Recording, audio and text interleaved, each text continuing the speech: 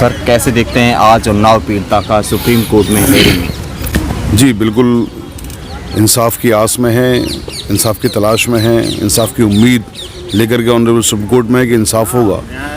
एक ऐसी हृदयदारक घटना जिसने पूरी दुनिया के ज़मीर को झकझोर दिया, रूह को तड़पा दिया, उस केस में जब इस तरह की कोई नाइंसाफ़ी की चीज़ें हो जाएं, नाइंसाफ़ी के ऑर्डर्स आ जाएं तो तकलीफ़ होती है, बहुत तकलीफ़ होती है।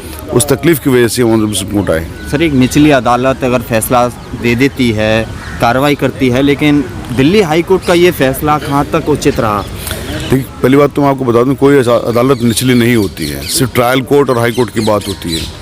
तो ये जो पिछली मरतबा चीज़ें होती थी निचली अदालत, ऊपरी अदालत, वो सब चीज़ ख़त्म हो चुकी है आज की डेट में। तो ट्रायल कोर्ट के फैसले को ऑनरेबल हाई कोर्ट ने पलटा है। देखिए, पावर अपनी जगह है, लेकिन क्या उसको सही तरीके से इंटरप्रेट किया गया? एक क्वेश्चन है कि साहब, पब्लिक सर्वेंट की बात है, पब्लिक सर्वेंट को एक आधार बना करके जो 5C के राइगर्स हैं उस पर उनको बचा दिया गया है, उसको उन्होंने सही से इंटरप्रेट नहीं किया है, वो कानून के ख़िलाफ़ जाकर के इंटरप्रेट किया है। तो उस चीज़ की तकलीफ़ है हमें कि इंटरप्रिटेशन गलत है।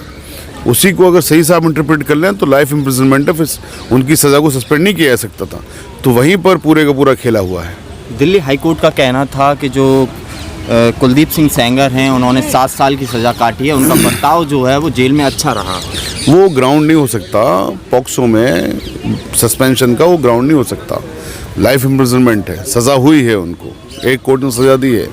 आप जो उनको, जो ऑनरेबल हाई कोर्ट ने उनको सस्पेंड किया है सेंटेंस को, उसका आधार वो नहीं है। उसका आधार उन्होंने किया है कि साहब पब्लिक सर्वेंट नहीं है, या पब्लिक सर्वेंट की डेफिनेशन को उन्होंने डाइल्यूट कर दिया।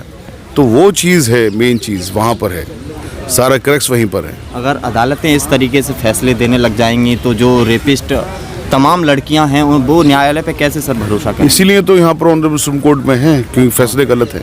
फैसले गलत नहीं होंगे तो फिर सुप्रीम कोर्ट में क्यों आएंगे? तो सुप्रीम कोर्ट से उम्मीद है आज? बिल्कुल उम्मीद, बिल्कुल उम्मीद कि उन पर कोई भारी दबाव था सत्ता या सरकार का, क्योंकि जिस टेक्नोलॉजी की आप बात कर रहे हैं उस टेक्नोलॉजी के अंदर कहीं पर भी एक सेक्शन जिसकी हम बात कर रहे हैं कि जब वो कह रहे हैं कि ये पब्लिक सर्वेंट की बात हुई है कि पब्लिक सर्वेंट वो नहीं थे, इसीलिए उसको उनको बेल दे दी गई। तो ये कहीं से कहीं तक ये नहीं आप सोच सकते। आप एक महिला हैं, आप वकील हैं और इंडिया महिला कांग्रेस से भी जुड़ी हुई हैं, कांग्रेस पार्टी से जुड़ी हुई हैं। आपके हिसाब से अब सुप्रीम कोर्ट इस पूरे मामले को किस तरह से देखेगा और साथ ही साथ आप आगे इस मामले को कैसे ले जाएंगे? देखिए, हमारी लड़ाई ये हमारी आखिरी सांस तक हम लेके चलेंगे, क्योंकि ये लड़ाई सिर्फ एक बेटी की नहीं है, ये एक सिर्फ कठुआ या कहीं उन्नाव या किसी एक बेटी की नहीं है, ये एक लंबी लड़ाई है और ये सभी आपकी हमारी सबसे एक ये महिलाओं की लड़ाई है। ये मुद्दा महिला सुरक्षा का है, न्याय का है।